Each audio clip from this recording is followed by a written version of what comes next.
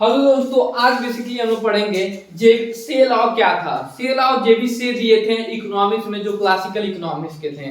तो आइए जानते हैं कि से लॉ क्या था। तो से लॉ बेसिकली कहता है कि सप्लाई क्रिएटेड ऑन डिमांड। तो हाउ, आइए जानते हैं। मान लीजिए कि एक कंपनी है, ठीक है, एक कंपनी है। तो किसी भी कंपनी में प्रोडक्शन बनाने के लिए क्या होता है, प्रोडक्शन बनाने के लिए लेबर, ठीक है, लैंड, अब कैपिटल यूज किया जाता है, ठीक है, कैपिटल मतलब मशीन।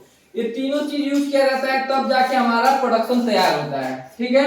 तो इन तीनों चीज को जब यूज किया जाता है, जब हमारा प्रोडक्शन तैयार हो जाता है, तो इसको हम लोग जाके मार्केट में बेचते हैं। किस में बेचते हैं? मार्केट में बेचते हैं। जब मार्केट में बेचते हैं तो हम लोग को, जब प्रोडक्शन मतलब आउटपुट बेचते हैं, तो हमको रेवेन्यू मिलता है। जब रेवेन्यू मिल जाता है तो हम लोग रेवेन्यू क्या करते हैं, लेबर को क्या करते हैं, उसको बेच दे देते हैं। क्या दे देते हैं? बेच, क्योंकि वो प्रोडक्शन बनाने में रात दिन मेहनत किया रहता है। तो क्या दे देते हैं? रेवेन्यू को, रेवेन्यू में से उसका 10% जो भी 20% लेबर चार्ज होता है उसको बेच दे देते हैं। और दूसरा क्या आता है, लैंड को हम लोग क्या करते हैं, रेंट दे देते हैं। मान लीजिए कोई कंपनी सेटअप होता है, किसी लैंड पे होता होगा, तो उसका कोई ऑनर होगा, तो उसका पैसा हमको देना पड़ता है। जब हम प्रोडक्शन बेचते हैं उसमें से जो हमको रेवेन्यू मिलता है, तो लैंड के मालिक को क्या देते हैं, रेंट दे देते हैं। उसके बाद जो पैसा बचता है तो हम उस कैपिटलिस्ट को क्या देते हैं, प्रॉफिट दे देते हैं, ठीक है। मतलब हम कैपिटलिस्ट को क्या करते हैं, प्रॉफिट दे देते हैं। जो प्रोडक्शन होता है उसमें से हम लोग जो पैसा लैंड लेबर के बाद, रेंट के बाद बचता है, वो प्रॉफिट दे देते हैं। प्रॉफिट इसलिए देते हैं क्योंकि जो भी सारा पैसा या कोई भी पैसा कंपनी में लगाया जाता है या रिस्क लिया जाता है, कैपिटलिस्ट एंटरप्रेन्योर के द्वारा लिया जाता है। इसीलिए जो है प्रॉफिट जो है कैपिटलिस्ट या एंटरप्रेन्योर को दे देते हैं, एंटरप्रेन्योर को दे देते हैं। तो अब बेसिकली बात आ जाती है सप्लाई क्रिएटेड ऑन डिमांड कैसे होता है। आप यहां पे देखो, प्रोडक्शन तैयार हो रहा है लैंड लेबर और कैपिटलिस्ट का सामान यूज करके। तो क्या होता है, एक और पैसा तैयार हो रहा है, प्रोडक्शन हो रहा है, इसको बेचने के बाद क्या करते हैं, इसको लेबर को पैसा मिल जाता है, लेबर को पैसा फिर लैंड के मालिक को मिल जाता है, कैपिटलिस्ट को मिल जाता है। और यही प्रोडक्शन जब ये पैसा पाते हैं बेच, रेंट, प्रॉफिट के तौर, तो यही तीनों क्या करते हैं, फिर ये पैसा अपना जो पाते हैं, इसी सामान को क्या करते हैं, खरीदने लगते हैं, जिसको डिमांड करते हैं। जब इसी सामान को जब खरीदने लगते हैं, इसको डिमांड करते हैं। और जाहिर सी बात है, लेबर हर एक इकोनॉमिक्स में 80% लेबर होते हैं।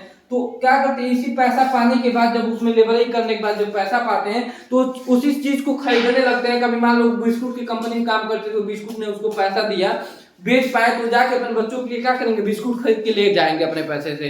तो यही साफ बात आती है कि जब ये प्रोडक्शन करने में जितना पैसा लेबर, लैंड, कैपिटलिस्ट पाते हैं, वही आगे क्या करने जाते हैं, वही पैसा आगे चल के बेच, खरीदने में लगा देते हैं, जिसको डिमांड करते हैं। तो इसीलिए जितना सप्लाई होता है उतना डिमांड हो जाता है, क्योंकि यहाँ प्रोडक्शन में जितना पैसा लगा था उतना ही लोगों के पास चला गया, लेबर, लैंड, कैपिटल। अरे ये क्या करेंगे, जो प्रोडक्शन हुआ है उसको खरीदेंगे किसी और कंपनी से, किसी चीज से। तो इसीलिए सप्लाई जो है अपना ऑन डिमांड क्रिएट कर ले रही है। जितना डिमांड हो रहा है उतना सप्लाई हो जा रहा है। अब बेसिकली समझिए कैसे सप्लाई अपना डिमांड कर ले रही है, ठीक है। तो आप लोग समझ गए होंगे, ठीक। तो अब जानते हैं कि सप्लाई जब अपना डिमांड कर लेती है, तो एक एग्जांपल देखते हैं दोस्तों। यहाँ पे देखिएगा, मान लीजिए कि सप्लाई 10 हुआ और डिमांड भी 10 है, क्योंकि यहाँ पे हमेशा ये सेल लॉ हमेशा मान के चलता था कि सप्लाई जितना होगा उतना डिमांड होगा। तो 10 हो गया, ठीक है। तो सप्लाई भी 10 है, डिमांड भी 10 है। ध्यान दीजिएगा, यहाँ पे जब सप्लाई 10 है या डिमांड है, तो यहाँ पे दोनों इक्वल है, तो न्यूट्रल है। यहाँ पे ओवर प्रोडक्शन हो नहीं रहा है, ओवर प्रोडक्शन हो नहीं रहा है। आप लोग यहाँ पे देख रहे हो, ओवर प्रोडक्शन हो रहा है, सप्लाई डिमांड से ज्यादा है, डिमांड सप्लाई से कम है, सप्लाई ज्यादा ही नहीं है, तो ओवर प्रोडक्शन हो नहीं रहा है। और जब ओवर प्रोडक्शन नहीं हो रहा है, तो आगे चल के क्या होगा, अनसोल्ड गुड रहेगा नहीं, अनसोल्ड गुड नहीं रहेगा। अनसोल्ड गुड नहीं रहेगा तो क्या होगा, अनसोल्ड गुड्स जब नहीं रहता है तो कंपनी लॉस नहीं सहेगी, और उसको अपना मतलब उस कंपनी जो गुड्स है उसका दाम घटा के उसको मार्केट में बेचना नहीं पड़ेगा, जिसकी वजह से मनी वैल्यू मतलब ज्यादा नहीं होगी, और जो गुड्स है उसको कम पैसे में बेचना नहीं पड़ेगा सड़ने के मामले में। तो डिफ्लेशन का प्रॉब्लम नहीं आने वाला है, ठीक है। और जो ओवर प्रोडक्शन, जब अब फिर डिफ्लेशन, इस सप्लाई क्रिएटेड ऑन डिमांड मानता है कि डिफ्लेशन होता नहीं है, इसमें सिद्ध हो गया। आप लोग जाके वीडियो को पुश करके देखिएगा।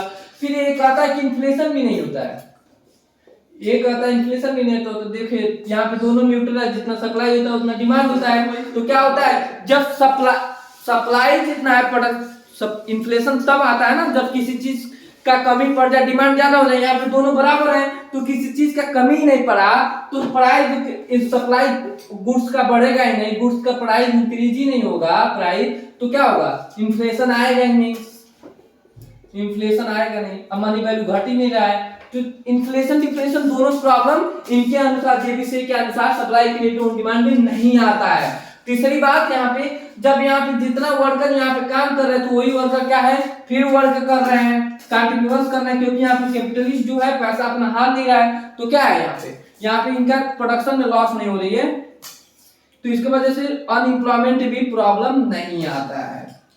तो इनका 3 एजम्पशन क्या निकल गया, इम्प्लीकेशन। अब आप लोग समझ गए होंगे इनकी सप्लाई क्रिएटेड ऑन डिमांड कैसा होता है। पहला, इन्फ्लेशन नहीं होता है, इन्फ्लेशन नहीं होता है। दूसरा, इनके मतलब इनका सप्लाई क्रिएटेड ऑन डिमांड में डिफ्लेशन नहीं होता है। इम्प्लीकेशन की बात कर रहे हैं जो निष्कर्ष निकलता है, ठीक है, इनके अनुसार जेबीसी के अनुसार डिफ्लेशन नहीं होता, अनएम्प्लॉयमेंट नहीं होता है, ठीक है। चौथा क्या है, प्राइस एडजस्टमेंट ऑटोमेटिकली, जो ऑटोमेटिकली प्राइस एडजस्टमेंट हो जाता है, मतलब सप्लाई जो क्रिएट कर रहा है ऑन डिमांड उसमें कोई सरकार स्टेप नहीं ले रही, अपने आप न्यूट्रल हो जाता है। 10 सप्लाई है तो 10 डिमांड आ जाता है, इसकी वजह से प्राइस एडजस्टमेंट इसमें हो जाता है, अनएम्प्लॉयमेंट का प्रॉब्लम नहीं आता है, डिफ्लेशन का भी प्रॉब्लम नहीं, इन्फ्लेशन का भी प्रॉब्लम नहीं आता है। तो ये बेसिकली इम्प्लीकेशन है किसका, जेबीसी का है। आप लोग समझ गए होंगे कैसे होता है, तो आप जानते हैं, आप लोग समझ गए होंगे प्राइस एडजस्टमेंट क्या हो जाता है। तो इनका एक और धारणा है कि ये मानते हैं कि जो मनी है ये खाली only a medium of money is a medium of exchange. इनका मानना है कि money is a medium of exchange. इससे सप्लाई जब अपना डिमांड कर रही है तो क्या होगा, उसमें मनी की वैल्यू समझती नहीं है कि आप किसी गुड्स को पेन है हम आपको दे दिए तो सिर्फ इसको मनी एक एक्सचेंज के रूप में काम कर रही है, उस समय मनी का विकास अभी ज्यादा हुआ नहीं था। तो ये आप लोग समझ गए मनी जो ओनली मीडियम ऑफ एक्सचेंज होता है। तो ये क्या था, इम्प्लीकेशन था, किसका था, सप्लाई क्रिएटिव ऑन डिमांड। आप सब बेसिकली समझ गए। तो आइए जानते हैं कि इसका मतलब किस बेस पे थ्योरी काम करता है। ये थ्योरी सिर्फ परफेक्ट कंपटीशन, देखिए इस थ्योरी का जो एजम्पशन ये एजम्पशन रहेगा तभी ये थ्योरी काम करता है। ये क्लासिकल इकोनॉमिक्स के जेबीसी थे जो दिए थे theory supply creative on demand. Classical economics और जेबीसी का भी मानना था कि ये थ्योरी सेल आउट तभी काम करेगा जब परफेक्ट कंपटीशन होगा, ठीक है, परफेक्ट कंपटीशन होगा, मतलब होमोजेनियस गुड होगा, बहुत ज्यादा कंपटीशन होगा, एंट्री एग्जिट बहुत ज्यादा रहेगा, गवर्नमेंट इंटरवीन कम करेगा। तो दूसरा क्या होगा, यहाँ सप्लाई क्रिएटिव ऑन डिमांड क्या करेगा, गवर्नमेंट लेजर फेयर की बात करता है, मतलब गवर्नमेंट की इंटरवीन कम होना चाहिए। लेजर फेयर की बात करता है मतलब गवर्नमेंट इंटरवीन नहीं करना चाहिए। ये सप्लाई के लिए ऑन डिमांड मतलब जेबीसी का भी था, क्लासिकल इकोनॉमिक्स का था, ठीक है। तीसरा क्या था, लेजर फेयर के साथ साथ उन्होंने कहा कि होमोजेनियस गुड्स होना चाहिए, मतलब परफेक्ट कंपटीशन होना चाहिए, लेजर फेयर होना चाहिए, गवर्नमेंट कम इंटरवीन करना चाहिए। तीसरा, हमेशा फुल एम्प्लॉयमेंट होना चाहिए। और किसके सपोर्टर थे, लॉन्ग रन के सपोर्टर थे, लॉन्ग रन में होना चाहिए तब एक सप्लाई क्रिएटिव ऑन डिमांड काम करेगा, ठीक है। चौथा क्या था, लॉन्ग रन हो रहेगा, इसके मतलब लोग क्या करेंगे, सप्लाई को घटा बढ़ा के एडजस्ट कर लेंगे, गवर्नमेंट का इंटरवीन नहीं होगा। तो ये बेसिकली ये एजम्पशन क्या, इन्हीं 3-4 चीजों में क्लासिकल इकोनॉमिक्स चलता है। हमेशा फुल एम्प्लॉयमेंट होता है, ये क्लासिकल फुल एम्प्लॉयमेंट होता है, जेबीसी का ये एजम्पशन था। और इनका जो सप्लाई क्रिएटिव ऑन डिमांड है इन्हीं एजम्पशन के बेस पे चलता है, जिसका मेरिट निकलता है कि कभी भी इन्फ्लेशन डिफ्लेशन नहीं होता है, जो हम लोग इसका इम्प्लीकेशन निष्कर्ष पढ़ चुके हैं वो उनका निकलता है। तो अब बेसिकली बात करते हैं, आप लोग समझ गए होंगे, criticism of the supply creative on demand, criticism of JBC law, मतलब इनका आलोचना कैसे हुआ इनका। जैसे देखिए, कभी भी सप्लाई जितना डिमांड है वो अपना मांग की पूर्ति स्वयं तो कर नहीं सकता, ये तो एक कॉमेडी लगता है। तो उस समय एक उतना डेवलप इकोनॉमिक्स नहीं था, अभी डेवलप हो रहा था, तो इन्होंने जेबीसी क्लासिकल इकोनॉमिक्स का भी धीरे धीरे विकास उन्होंने दे दिया। और क्लासिकल इकोनॉमिक्स मानने लगे कभी इन्फ्लेशन डिफ्लेशन नहीं होता है। तो एक आते हैं माल्थस, ठीक है, पहला इनका जो आलोचना करते हैं जेबीसी के लॉ के, जो supply credit on demand, Malthus आते हैं, ठीक है। माल्थस ये थ्योरी देते हैं, थ्योरी ऑफ गल्फ। इस गल्फ थ्योरी को हम अपने पिछला वीडियो में पढ़ा चुका हूं, आप लोग को देखना हो तो हमारे वीडियो में जाके देख सकते हैं। गल्फ का मतलब होता है ओवर प्रोडक्शन। ओवर प्रोडक्शन, ये जो सप्लाई क्रेडिट ऑन डिमांड मानते थे कि ओवर प्रोडक्शन नहीं होता, हमेशा न्यूट्रल होता है, इसका मतलब होता है ओवर प्रोडक्शन। क्या होता है ओवर प्रोडक्शन? वो कहते हैं कि इकोनॉमिक्स में जो है ओवर प्रोडक्शन होता है, उन्होंने सिद्ध करते हैं। देखिए कैसे, उन्होंने कहते हैं कि अगर कोई इन्वेस्टमेंट इंक्रीज कर दिया, तो इन्वेस्टमेंट इंक्रीज होगा तो प्रोडक्शन ज्यादा हो जाएगा, और तो क्या होगा, प्रोडक्शन ज्यादा होगा तो क्या होगा, डिमांड ऑटोमेटिकली कम हो जाएगा, क्योंकि मान लो इन्वेस्टमेंट आप ज्यादा करने लगे, लेबर की डिमांड जो है वो कम है, किसी वस्तु की डिमांड कम है, आप प्रोडक्शन पे प्रोडक्शन करने जा रहे हो, इन्वेस्टमेंट ज्यादा कर रहे हो, तो क्या होगा, एक समय आएगा तो सप्लाई जो है ग्रेटर देन डिमांड हो जाएगा, जिसकी वजह से ओवर प्रोडक्शन होगा। ओवर प्रोडक्शन होगा तो क्या होगा, अनसोल्ड गुड हो जाएगा, अनसोल्ड गुड इंक्रीज हो जाएगा, अनसोल्ड गुड इंक्रीज हो जाएगा तो गुड्स सड़ने लगेंगी, तो सड़ने लगेंगे तो क्या करेगा, जो कंपनी का मालिक वो सोचेगा कि इसकी प्राइस घटाकर बेच देते हैं, सड़ने के बजाय कुछ पैसा कमा लेते हैं, तो प्राइस क्या होगी, गुड्स की कम हो जाएगी, जिसकी वजह से मनी वैल्यू इंक्रीज हो जाएगी, मनी वैल्यू इंक्रीज हो जाएगी तो क्या होगी, इन्फ्लेशन आ जाएगा, सॉरी डिफ्लेशन आ जाएगा, जिसमें मनी वैल्यू ज्यादा हो जाएगी। इन्होंने एक बात कह देते हैं, अनसोल्ड सिद्ध कर देते हैं कि जो जेबीसी का supply credit on demand theory गलत है, और हमेशा जो इकोनॉमिक सिस्टम में इन्फ्लेशन डिफ्लेशन आता है इसको कोई कंट्रोल नहीं कर सकता, ये नेचुरल है, इन्होंने एक कर देते हैं, ठीक है। तो ये बेसिकली बात करते हैं। तो माल्थस के बाद आते हैं, माल्थस बहुत चीज बोलते हैं कि कंजप्शन अगर घट जाए तब, जो हम लोग मान लीजिए वो दूसरा बात बोलते हैं कि ओवर प्रोडक्शन कैसे होता है। मान लीजिए जो हम किसी वस्तु को खरीद रहे हैं, तो अगर हम लोग किसी वस्तु को खरीदना कम कर दें, सेविंग ज्यादा इंक्रीज कर दें और कंजप्शन कम करने लगे, तो इससे क्या होगा, कंजप्शन इंक्रीज घट गया और सेविंग जो है इंक्रीज हो गया, जिसकी वजह से डिमांड क्या होगी, कम हो जाएगी और सप्लाई इंक्रीज हो जाएगी। सप्लाई जब डिमांड से कम होगी तो क्या होगा, फिर डिफ्लेशन आ जाएगा। इसी इन्फ्लेशन भी आ सकता है कि गवर्नमेंट डिस्ट्रिक्ट ले ले, गवर्नमेंट क्या करेगा कि गवर्नमेंट क्या करेगा, टैक्स जो पहले 10 रुपया लेता था अब क्या करेगा कि उस टैक्स को क्या कर रहा है कि अब धीरे धीरे क्या कर रहा है, घटा दे रहा है, टैक्स को घटा दे रहा है। तो पहले 10 रुपया लोगों के पास बचता था, अब टैक्स को कम कर दिया तो लोगों के पास अब 15 रुपया बचने लगा, जिसको 5 रुपया और कंजप्शन इंक्रीज कर देंगे। तो कंजप्शन इंक्रीज कर देंगे तो जो कंजप्शन डिमांड बढ़ रहा है, डिमांड बढ़ रहा है तो सप्लाई एकदम फिक्स है, तो सप्लाई बढ़ा नहीं, तो क्या हुआ, एक समय आया डिमांड ज्यादा हो गया, डिमांड ज्यादा हो गया सप्लाई से, तो क्या होगा, जब डिमांड ज्यादा हो गया तो कंपनी के पास ज्यादा सप्लाई नहीं हो, क्या करेगा, अपना रेट बढ़ा देगा, वस्तु का गुड्स का रेट बढ़ा देगा, गुड्स का प्राइस इंक्रीज कर देगा। अब प्राइस इंक्रीज करेगा तो क्या होगा, मनी वैल्यू घट जाएगी, पहले 2 रुपया में वही सेम गुड्स खरीदता था, अब 3 रुपया में खरीद रहा है, इन्फ्लेशन आ जाएगा। ये साफ कह देता है गल्फ प्रोडक्शन में कि इन्फ्लेशन डिफ्लेशन का प्रॉब्लम आता है, जो सप्लाई क्रिएटेड ऑन डिमांड में जेबीसी कहते हैं कि इन्फ्लेशन डिफ्लेशन का प्रॉब्लम नहीं आता इम्प्लीकेशन में, हम पहले इस वीडियो में बात कर चुके हैं। We have already discussed about that inflation deflation problem about, तो आप लोग बात कर चुके हैं हम लोग, ठीक है। तो अब आप समझ गए होंगे कि एक कौन थ्योरी दिया था गल्फ थ्योरी का, एक माल्थस दिए थे। फिर एक और इनका आलोचना करने आ जाते हैं, किन से आ जाते हैं, जैसे आप मानिएगा कि एक लड़का अगर कोई सुधार कर रहा है तो उसमें कुछ कमियां निकलती है, तो दूसरा भी आकर उसके हीरो बनने के चक्कर में इकोनॉमिक शास्त्री और साइंटिस्ट हो जाता है। तो यहाँ पे क्या हुआ, जेबी साहब ने जो कमियां थी उसमें माल्थस गिना दिए और अपने इकोनॉमिस्ट हो गए, साइंटिस्ट हो गए, और उसी के बाद जब थोड़ा और सिस्टमेटिक ढंग से क्या होते हैं, किन्स आ जाते हैं, जिसको माइक्रो इकोनॉमिक्स के फाउंडर माने जाते हैं, इन्होंने आलोचना पे आलोचना कर देते हैं। आइए जानते हैं कैसे आलोचना पे आलोचना कैसे करते हैं, आइए देखिए।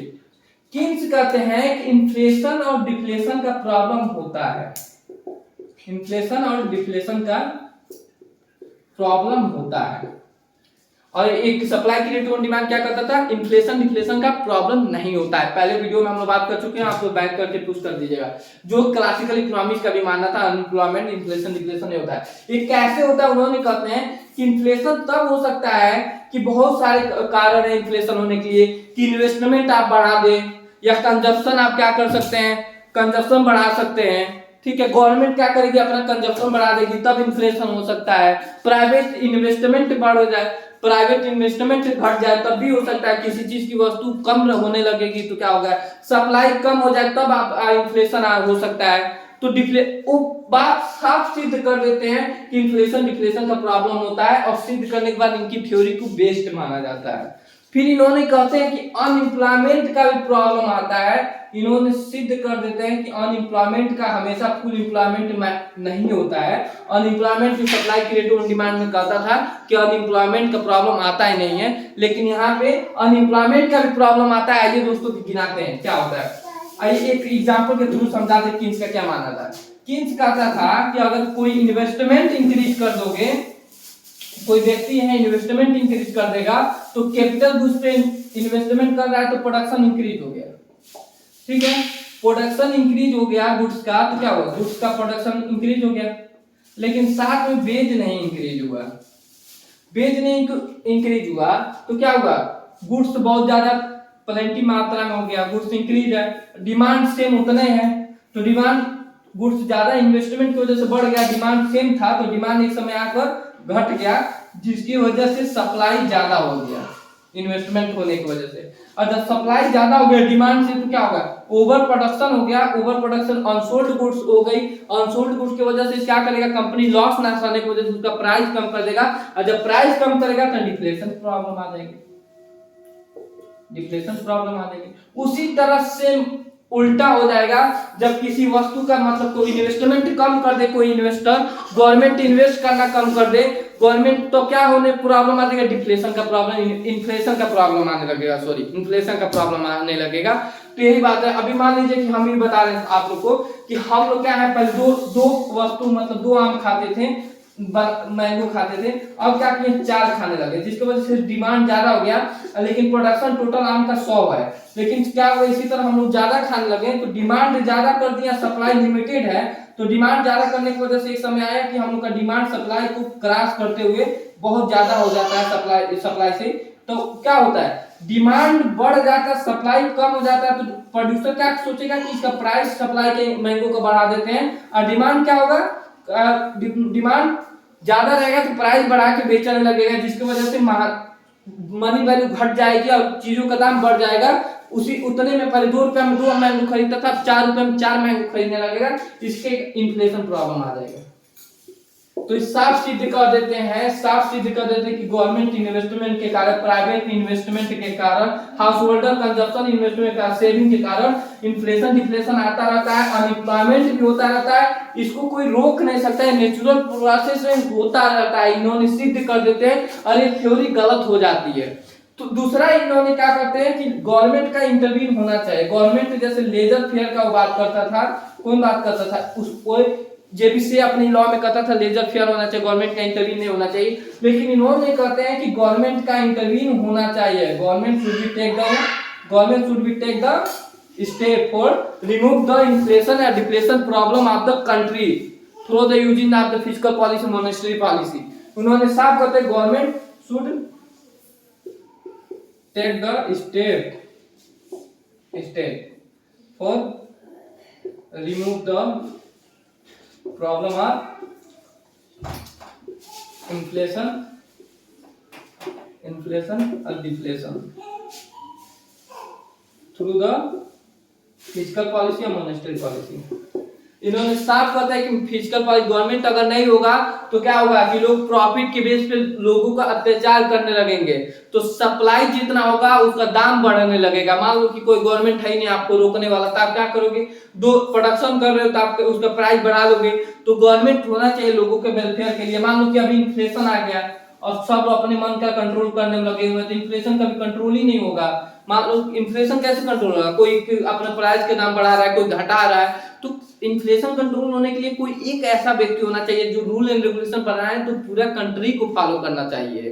तो क्या होता है कि कहते हैं गवर्नमेंट का स्टेप होना चाहिए, और ये साफ कहता है कि गवर्नमेंट का स्टेप नहीं होना चाहिए।